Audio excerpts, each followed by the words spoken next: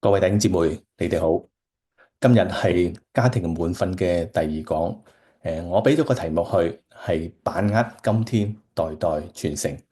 好希望能夠透過保羅同埋提摩太呢個嘅關係，特別從提摩太後書嘅裏邊去學習咧呢個嘅功課。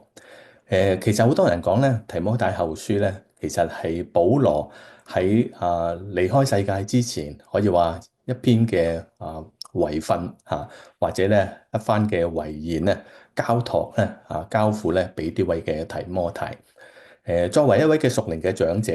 喺離開世界之前嘅時候，一番嘅説話，相信咧係非常非常之嘅重要。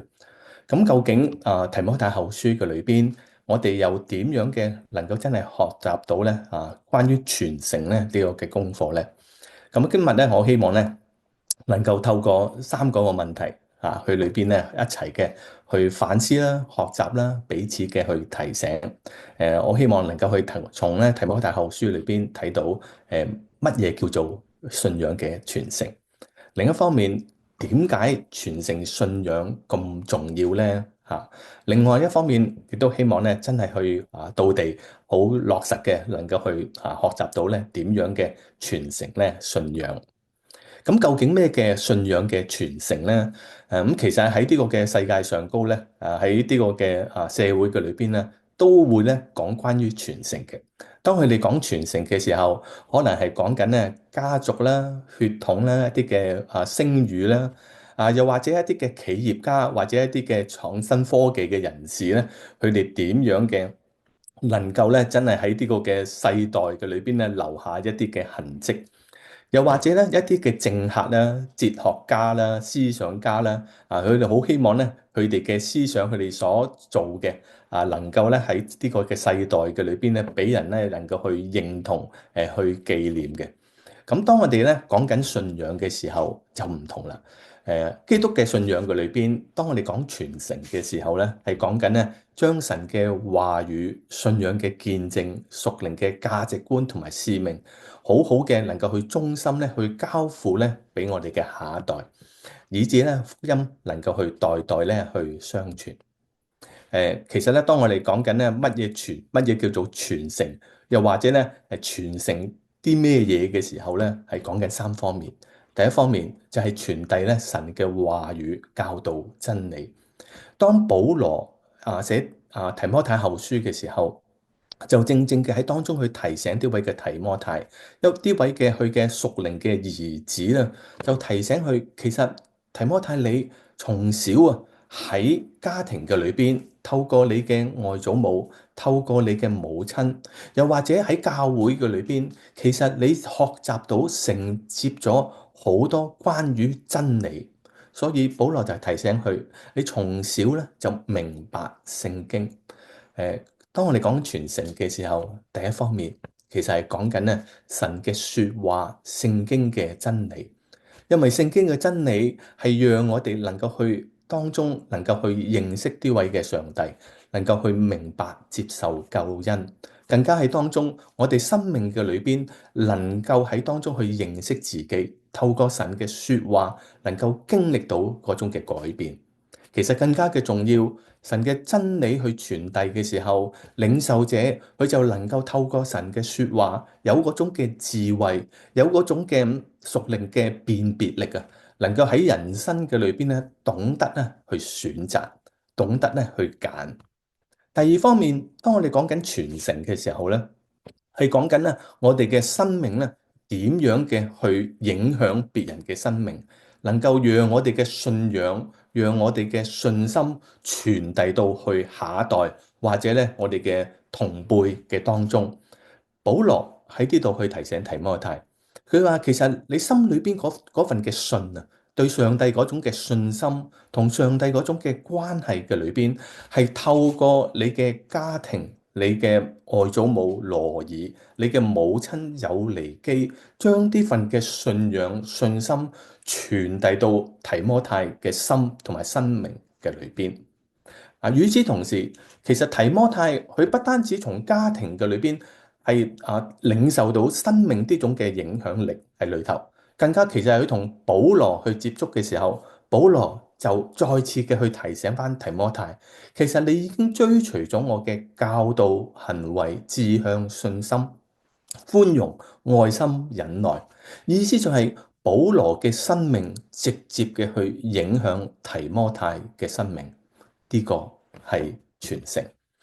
另一方面，第三方面就係講緊嗰種嘅使命，嗰種嘅使命感，嗰種嘅承擔，嗰種嘅神託付我哋嘅嗰種嘅使命去建立門徒嗰種嘅使命咧正正咧就係透過咧保羅去傳遞到去提摩太嘅生命嘅裏頭，所以保羅喺呢度去提醒提摩太，佢話。其實有好多嘅見證人面前，你聽到我嘅教導，即係聖經嘅教導啦，神嘅説話啦，保羅嘅生命力啦，嗰種嘅感染力啦，佢希望好期盼提摩太能夠去承傳落去，將呢啲嘅所學到嘅能夠去交付給忠心嘅人，以致呢位嘅忠心嘅人能夠去繼續嘅去教導別人。早你心水清嘅時候咧，呢度講緊咧，起碼咧4代，保羅、提摩太，忠心能夠教導人嘅，跟住就係最終嘅嗰位被教導者。所以當我哋講緊傳承嘅時候咧，係講緊真係將我哋嗰個嘅信仰、神嘅真理、神嘅説話、屬靈嗰種嘅價值觀、生命嗰種嘅榜樣，你點樣嘅效法基督，以致到別人因着你嘅緣故被感染，同樣地去效法基督。另一方面就係福音嘅使命，保羅如何傳福音，提摩太也要學習如何嘅去傳福音。今天當我哋講緊信仰傳承嘅時候，係講緊將我哋嘅信仰、將神託付我哋嘅使命，一代嘅傳落去。當我哋睇提摩太嘅生命嘅時候，或者同啲兩卷書提摩太前後書裏邊，我哋好深深嘅去睇得到，其實保羅喺度描繪緊信仰嘅傳承，就好似一個嘅接力賽咁樣樣。當保羅從耶穌基督手上接咗呢個嘅棒，福音嘅棒嘅時候，佢就將呢個嘅棒交付俾提摩太，一代一代傳落嚟，傳到今天就嚟到喺我哋嘅手嘅當中，我哋就承接呢個嘅福音嘅棒，繼續嘅傳遞落去。其實喺聖經嘅裏邊咧，都有好多嘅唔同嘅例子咧。無論亞伯拉罕啊，佢喺家庭嘅裏邊點樣成全咧神嘅應許信心啦，又或者摩西同約書亞呢個嘅同工一齊侍奉嘅時候，點樣嘅約書亞接咗呢個嘅棒，帶領以色列人咧進入咧迦南地，又或者以利亞、以利沙一個嘅師徒嘅關係，先知嘅師徒嘅關係嘅裏邊，點樣嘅喺當中咧去成全。咁既然我哋知道乜嘢叫做傳承，乜嘢叫做喺嗰個傳承嘅內容之後嘅時候，我哋還要嘅問第二個嘅問題，就係點解要傳承？點解保羅喺佢嘅臨終嘅時候，最後一番嘅説話嘅裏邊，仍然嘅喺當中提到傳承？必然呢個嘅傳承嗰個重要性係非常非常之嘅重要。其實當我哋睇翻點解要傳承嘅時候，點解我哋不斷嘅需要去思考，不斷嘅用我哋嘅生命要傳承嘅時候，我哋知道第一方面，其實傳承係主耶穌基督對於我哋每一個人嘅命令，亦都係將呢個嘅責任，將呢個嘅使命託付給我哋，以至到福音能夠去延續落去。馬太福音28章19-20節，我哋好熟悉嘅呢段嘅經文，提到你哋要去使萬民作主耶穌基督嘅門徒，奉父子聖靈嘅名為佢哋去施浸，凡我所吩咐你哋嘅，都教訓他們遵守。呢一番嘅說話，同樣地係主耶穌基督離開世界嘅時候，升天之前嘅最後一番嘅說話，提醒每一個嘅基督徒，每一個嘅門徒，要將呢個嘅福音延伸落去，傳承落去，建立更多更多嘅門徒，以致主耶穌基督嘅心願能夠去成就。因為主耶穌基督嘅心就係願意萬人得救，不願一人沉淪。耶穌基督嘅心就係我哋嘅託付給我哋，以致到我哋能夠盡心盡力嘅去將呢個嘅福音去傳揚。第二方面，點解傳承咁緊要呢？其實傳承係講緊我哋將我哋生命嘅裏邊最寶貴嘅、最美好嘅產業傳遞落去，傳給我哋嘅家人、我哋嘅仔女兒孫、我哋嘅親友、我哋嘅隔離嘅鄰舍。因為我哋知道，我相信每一位弟兄姊妹，我哋都深深嘅感受得到福音，讓我哋能夠經歷到生命嗰種嘅改變，讓我哋嘅生命因着福音嘅緣故，因着有人將呢個福音傳到喺我哋嘅生命嘅裏邊嘅時候，帶俾我哋生命嗰種嘅改變，經歷到生命嗰種嘅豐盛。我哋識得嘅點樣嘅喺人生路嘅裏邊，能夠活得更美好，活得更豐盛。所以保羅喺呢度去提醒提摩太。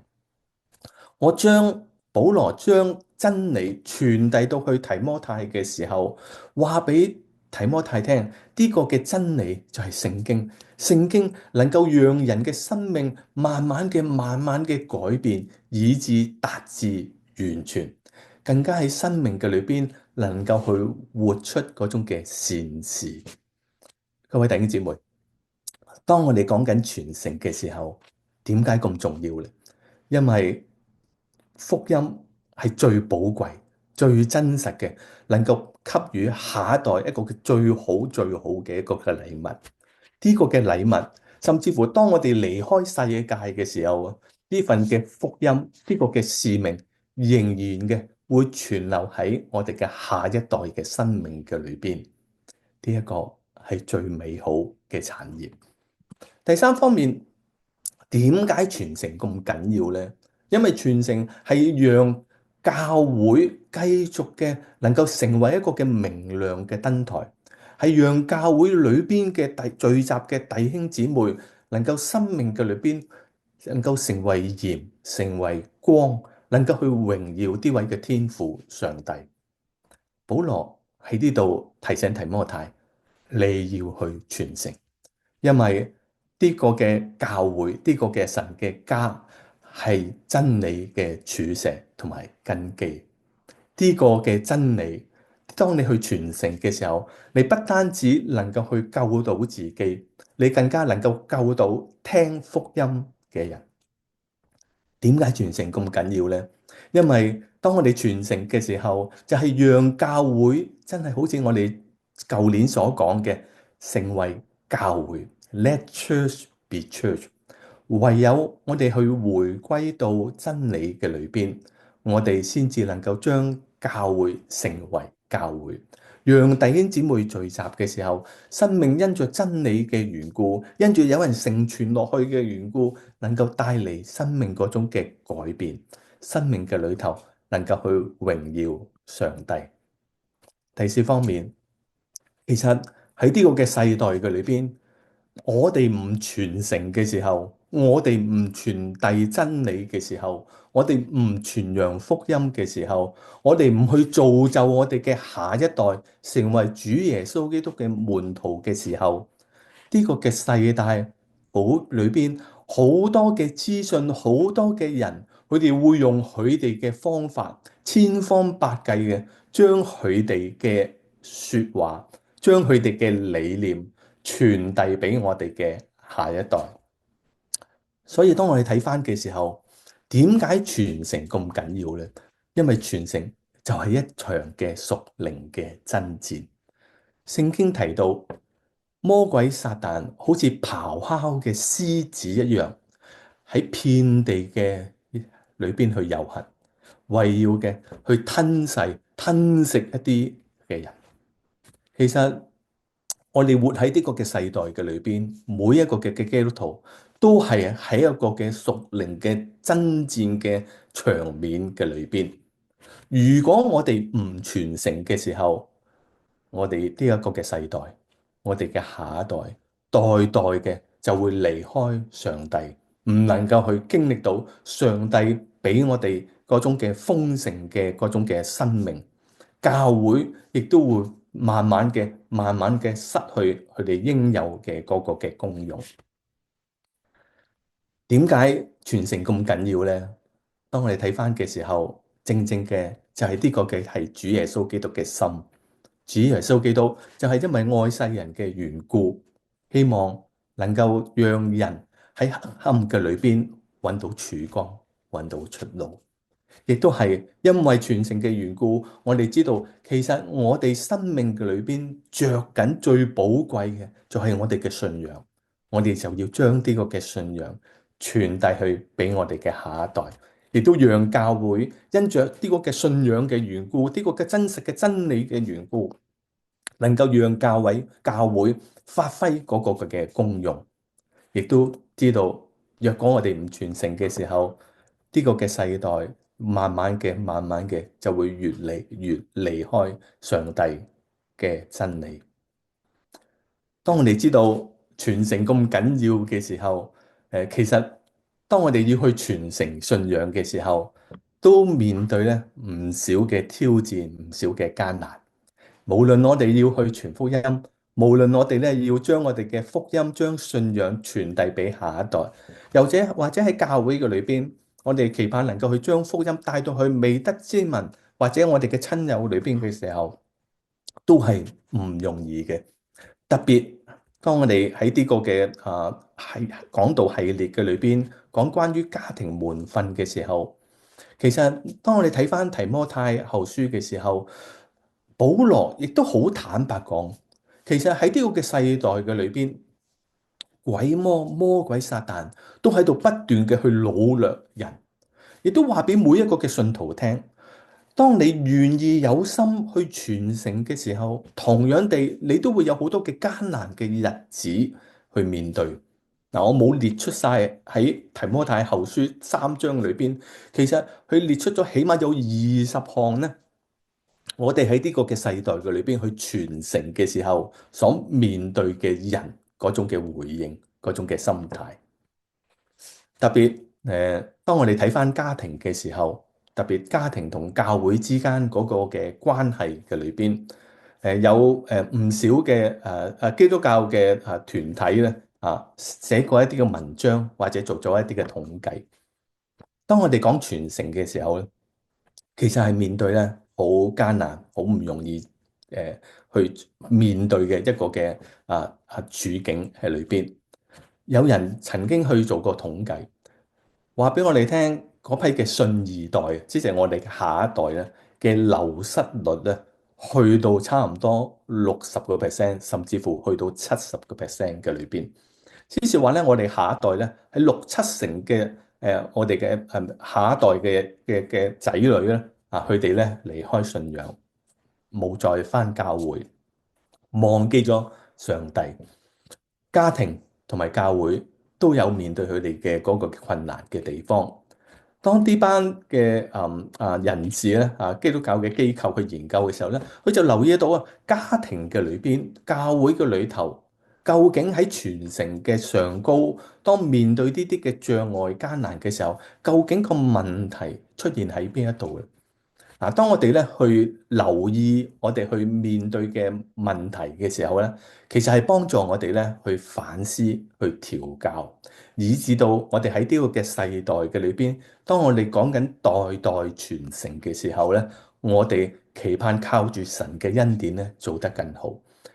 當我哋講緊咧家庭嘅時候，好多時喺我哋嘅家庭嘅裏邊，其實我哋忽視咗信仰，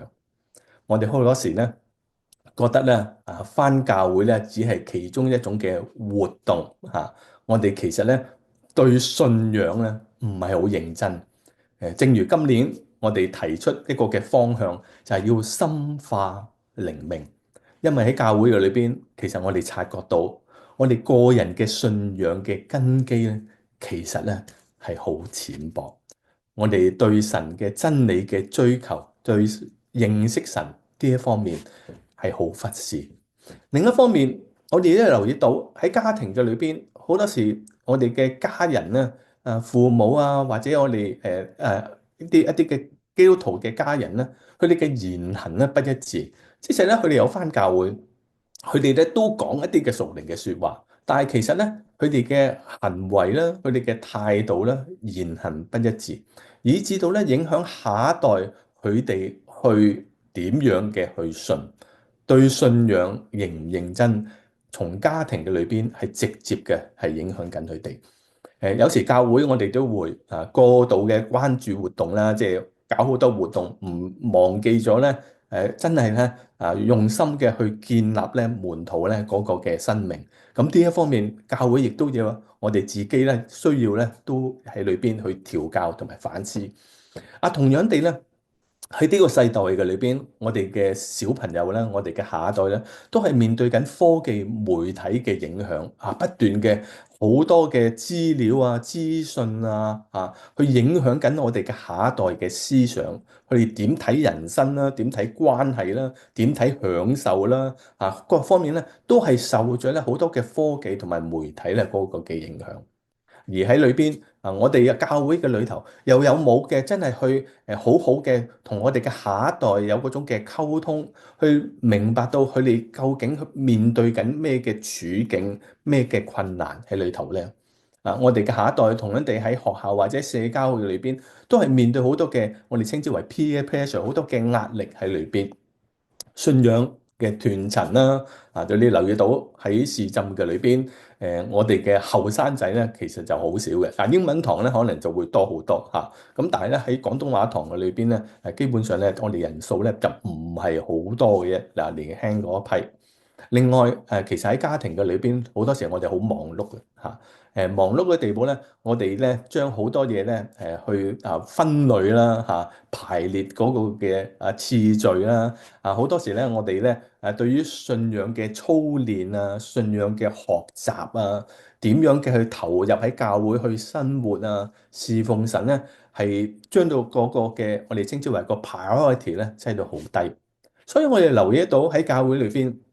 好多時我哋缺乏一啲嘅承擔嘅弟兄姊妹喺裏頭，講咗咁多嘅問題，咁多嘅困難，咁究竟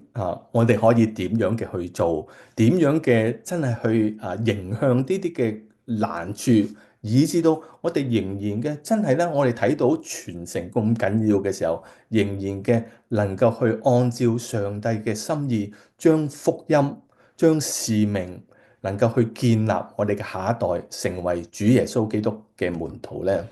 究竟我哋點樣嘅可以咧去咧落實咧？我覺得咧係有三方面咧，我哋可以咧去睇得到。不過咧，我哋先睇睇咧提摩太先頭先提到嘅。其實咧喺聖經裏邊咧，除咗提摩太前後書咧有提到提摩太或者保羅一啲嘅書信咧，有字裏行間咧都有提到提摩太之外咧，其實喺使徒行傳咧，提摩太咧當出現喺保羅面前嘅時候咧，我又好相信咧提摩太已經係一個嘅基督徒嚟，佢已經係信咗耶穌因為。好相信係佢嘅外祖母或者母親咧，佢哋代代嘅將呢個嘅信仰咧傳遞到去提摩太嘅裏邊。亦都好多釋經學者話俾我哋聽咧，提摩太嘅父親我哋知道咧係希臘人，我哋好多都相信咧，提摩太嘅父親咧並唔係一個嘅基督徒喺裏邊。咦，所以當我哋睇呢段嘅聖經喺《使徒行傳》裏邊睇嘅時候咧，我哋留意得到啦，提摩太咧。除咗佢喺家庭嘅裏邊係建立佢嘅信仰、傳承咗信仰之外咧，其實咧原來佢喺教會嘅裏頭呢個聖經裏邊提到，佢話咧教會嘅弟兄姊妹咧都稱讚他，即係話咧提摩太咧其實喺教會裏邊咧係有成長嘅佢成長嘅地步，好多人都好欣賞佢。就喺嗰笪地方嘅裏邊嘅時候咧，保羅咧就遇見佢。保羅之後咧就成為咧可以話咧係佢嘅師傅後尾咧慢慢演變咧成為同工甚至乎咧喺提摩太後書裏邊咧提到咧係我所愛嘅屬靈嘅兒子嗰種嘅關係嘅裏邊如果同呢幅圖畫去睇嘅時候咧，我哋睇到咧點樣嘅去落實傳承咧？第一方面，我哋真係要喺家庭嘅裏邊咧，去實踐信仰，讓信仰咧能夠咧去生活化。誒，我哋咧都係好忙碌嘅嚇，但係咧忙碌極點樣都好啦嚇，我哋都係需要咧。如果我哋認真嘅信，亦都知道信仰對我哋下一代咁緊要嘅時候，我哋就需要去鋭意嘅安排敬拜、靈修嘅時間。即是話咧，你要翻中文班又好啦，數學班又好啦，游水班又好啦，平時翻學都好啦，甚至乎咧，你已經帶啲仔女咧翻嚟咧崇拜都好啦，你仍然咧需要咧喺家庭嘅裏邊咧建立嗰個嘅敬拜嘅祭壇喺裏頭，因為讓我哋咧能夠喺家嘅裏邊咧去咧實踐信仰，讓我哋喺家嘅裏邊咧將信仰咧融入喺我哋嘅家庭嘅生活嘅裏邊。各位弟兄姊妹，特別嘅有仔女嘅弟兄姊妹，我哋有冇刻意嘅安排敬拜靈修嘅時間呢？甚至乎你可能覺得，我啲仔女好大啦，二三十歲啦，甚至乎我孫都有。咁我哋有冇刻意嘅走埋一齊嘅時候，一齊去祈禱，一齊去分享上帝嘅說話呢？無論我哋嘅仔女幾大都好，我哋坐埋一齊嘅時候，都仍然咧可以咧分享上帝嘅說話，仍然嘅可以走埋一齊去靈修、去敬拜。我哋好多時都去旅行㗎。旅行嘅時候，我哋有冇朝頭早嘅時候未出邊未有得玩，啲鋪頭未開嘅時候，我哋有冇爭取喺去旅行嘅時間裏邊？既然啲仔女啊、孫啊走埋一齊嘅時候，走埋一齊就去分享神嘅説話咯。走埋一齊嘅時候，一齊去做靈修咯。另一方面，要喺家庭嘅裏邊去實踐信仰，我哋做父母嘅就要去追求靈命進深。透過我哋嘅生命去示範信仰。點解提摩太嘅生命能夠得到呢種嘅改變呢？我好相信就係因為佢嘅外祖母同埋母親，佢哋生命嗰種嘅示範。當提摩太去接觸到保羅嘅時候，可以話咧喺一個嘅屬靈嘅長者嘅時候，一個嘅屬靈嘅父親嘅時候，佢同樣地睇到呢位嘅保羅如何嘅示範佢嘅信仰，如何嘅活出佢嘅信仰。父母或者係我哋做公公婆婆、爺爺嫲嫲嘅我哋嘅生命有沒有繼續嘅追求盡心咧？深化我哋嘅靈命咧？當父母、當家人佢哋嘅生命深化嘅時候，自自然然嘅就會透過我哋嘅生命影響我哋嘅仔女，影響我哋嘅下一代，影響我哋嘅親人。又另外，我哋有冇存住一種嘅謙卑嘅態度、開放嘅態度去聆聽我哋嘅下一代、我哋嘅仔女啊、孫啊，佢哋喺生活上高裏邊所遭遇嘅咧？雖然我哋未必話咧下下咧都要講聖經下下咧就要一齊走埋要祈禱。我哋其實可以喺日常生活嘅裏邊，去個學校嘅裏邊學緊啲咩嘢？又或者咧社會裏邊發生緊啲咩事嘅時候，呢啲唔同嘅課題咧都可以轉型轉化成為一種嘅信仰嘅對談嘅裏頭。我哋有冇認真嘅喺家庭嘅裏邊實踐信仰，讓信仰成為我哋嘅生活嘅裏邊每一個嘅部分呢？第二方面，我覺得點樣嘅能夠去落實傳承呢？就係咧，教會咧要咧好着意嘅，真係咧去深化弟兄姊妹嗰個嘅屬靈嘅生命，銳意嘅去訓練一班嘅門徒。強化同埋推動門徒訓練，讓我哋能夠去有一種嘅跨代嘅無論係平輩又好，或者跨代又好，我哋能夠走埋一齊嘅時候，係好專注嘅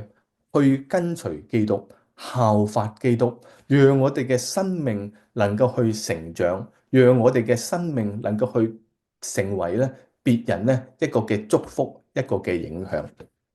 其實喺教會嘅裏邊有唔少嘅門徒訓練，或者我哋稱之為靈情夥伴啦。又或者咧，我哋喺教會裏邊咧，都會咧留意得到咧，有好多嘅比較成熟啲嘅弟兄姊妹嚇，或者領袖咧，成為一啲嘅後生啲嘅弟兄姊妹嘅一個嘅屬靈嘅夥伴，成為佢哋嘅導師，成為佢哋嘅侍奉嘅同行，成為佢哋嘅夫婦嘅同行，一個嘅小組裏邊嗰種嘅關係喺裏頭。其實喺教會嘅裏邊有好多嘅機會，咁當然我哋亦都唔排除喺教會裏邊可能我哋會有一啲嘅疏忽嘅地方，咁但係喺裏邊讓我哋彼此嘅提醒、彼此嘅學習，能夠喺教會嘅裏邊，我哋營造到有呢種嘅文化，可以代代唔同嘅喺種嘅生命嘅裏邊能夠去交流，能夠跨代嘅有一種嘅討論，有一種嘅彼此嘅學習。我好欣賞咧，我哋嘅當中一啲嘅年青嘅同工嚇，幾位嘅同工咧，做咗一陣子咧，我唔知大家你知唔知？其實做一陣子咧，我哋咧有一個嘅電影嘅信仰嘅睇完電影之後咧，一個嘅信仰嘅交流嚇。睇完咧破地獄呢套片啊嚇，咁就一班嘅導師啦，一班嘅牧者啦，一班比較mature 少少成熟少少嘅弟兄姊妹，同一班後生啲嘅弟兄姊妹咧，透過呢套嘅電影咧，佢哋走埋一齊裏邊咧，去探討人生。探討信仰我好希望喺教會嘅裏邊，我哋就係咁樣嘅去營造出我哋真係家庭同教會並肩同行，一齊嘅攜手去傳承信仰。我哋好期盼喺嚟緊日子嘅裏邊，我哋能夠去裝備父母啦。其實做父母咧喺呢個世代裏邊咧，去養育啦或者牧養我哋嘅仔女係唔容易嘅。因為好多時喺小朋友喺學校裏邊所面對嘅，又或者咧學校裏邊灌輸佢哋嘅嗰啲嘅無神論啦，嗰種嘅道德嘅觀念啦，往往咧就係衝擊緊咧我哋嘅仔女嘅信仰同埋嗰個心。而我哋教會裏邊就係要學習咧點樣嘅能夠去裝備我哋嘅家長，能夠面對仔女呢啲嘅喺學校裏邊嘅挑戰，喺媒體裏邊嘅挑戰嘅時候，點樣嘅去回應呢？點樣嘅能夠存住一種嘅謙卑嘅心，同我哋嘅仔女一齊嘅去傾，一齊嘅喺裏邊去探索呢？係喺裏頭誒。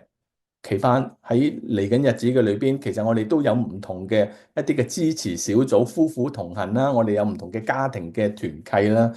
期盼喺嚟緊日子裏邊，我哋更多嘅唔同嘅機會咧，我哋可以同輩嘅或者咧跨代嘅一齊咧去分享喺信仰上高嘅挑戰，大家彼此嘅去支持。我相信家庭同埋教會，我哋聯合喺一齊嘅時候，更重要嘅就係一齊咧去祈禱。我哋教會嘅祈禱會，我哋嘅團契嘅祈禱會，我哋走埋一齊嘅時候，小組聚集嘅時候，我哋一齊咧去為我哋嘅下一代咧去咧仰望神。我睇翻嘅時候咧，落實傳承信仰咧，係可以係好闊嘅可以好闊。但係闊之餘咧，我哋又要有深度，又要深喺裏邊。當我哋願意嘅時候咧我相信咧靠住神嘅恩典咧，能夠咧落實嘅傳承咧信仰。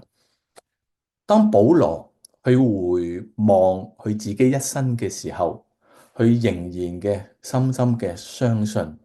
好好嘅真係去把握今天代代嘅傳承佢嘅信仰。當保羅臨離開世界嘅時候，佢好清楚，佢已經打嗰場仗打得好好，打過咗，佢要跑嘅路都跑盡埋，佢要信嘅道已經守住咗。提摩太作為佢嘅屬靈兒子，去睇到保羅嘅生命。當提摩太睇到保羅如何嘅盡心竭力嘅將信仰傳承給佢同埋其他嘅人嘅時候，我好相信保羅深深嘅喺提摩太嘅生命嘅裏邊，已經接受咗呢個嘅佢會繼續嘅去傳承。傳承確實係唔容易嘅。我諗翻起我兩個嘅仔女咧，都喺教會長大嘅，誒，當細嘅時候，甚至乎去到年青有啲嘅反叛嘅時候都好啦，佢都仍然咧喺我哋嘅魔掌嘅底下，佢走唔甩嘅，即係我哋翻教會，佢就要翻教會，我哋信，基本上咧佢都要信咁樣樣，咁但係咧到去讀大學嘅時候咧，挑戰咧就嚟嘅。真係嘅，你唔傳嘅時候，呢個世代就會將佢哋嘅思想、將佢哋嘅觀念灌輸落我哋嘅下一代嘅裏邊。同樣地咧，我個仔咧喺面對咧信仰嘅時候咧，都係有好多挑戰。佢話翻俾我聽，當佢去讀大學第一年嘅時候，佢嘗試盡力咧星期日翻教會。佢話住喺宿舍嘅裏邊，星期日朝頭早起身嘅時候咧，漆黑一片，好靜。去到巴士站好凍，一個人都冇。成個嘅宿舍嘅裏邊得佢一個人去咧坐巴士去翻教會。咁當然啦，年青人咧面對呢啲嘅挑戰嘅時候咧，係確實係唔容易嘅。要堅持落去咧，亦都係唔容易嘅。唔好話年青人啦，我哋做大人咧，如果要咁樣去堅持咧，都唔容易嘅。我問翻我啲仔女嘅時候，經佢嘅同意咧，去分享翻，佢一離開教會、離開信仰，一離開咗差唔多10年嘅時間。作為父母咧，特別傳道人咧，我哋好明白傳承嘅重要性。我哋好明白，亦都學習，願意謙卑嘅學習點樣嘅去傳承。但係面對呢場仗嘅時候，確實係唔容易打嘅喺裏邊。當其時自己心嘅裏邊都好多嘅灰心，好多嘅唔開心，會有敏感嘅時刻，有失望嘅時候。但係每次失望灰心嘅時候，我就學習嘅去深深嘅為我哋嘅仔女交託給上帝。一方面要去聆聽佢哋嘅嗰個嘅處境，佢哋面對嘅困難；另一方面又要有一種嘅溫柔嘅心，一種嘅帶住盼望嘅心喺裏邊，與佢哋去同行，一齊去掙扎，為佢哋去祈禱。傳承係確實唔容易嘅。我哋睇翻嘅時候喺教會都唔少嘅我哋嘅子弟已經咧可能冇翻教會，已經咧離開信仰。但係聖經裏邊提醒我哋，當保羅去傳承嘅時候，佢就係忠忠心心嘅去咧打啲場仗，跑啲個嘅路喺裏邊。都提醒緊我哋有些時候神有佢嘅安排，有佢嘅恩典喺裏邊，讓我哋嘅兒女有唔同嘅機會翻嚟嘅信仰嘅呢個嘅羊圈嘅裏頭。有些時候可能條路還好長，我哋還需要好多嘅耐性，好多嘅信心嘅等候。但係信仰話俾我哋聽，耶穌基督話俾我哋聽，保羅嘅生命話俾我哋聽，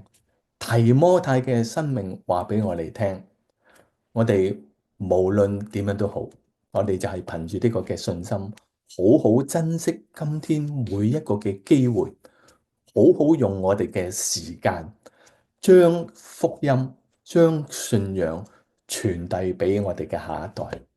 我哋好相信上帝嘅恩典會喺當中，讓我哋能夠帶住呢份嘅盼望、呢份嘅信心，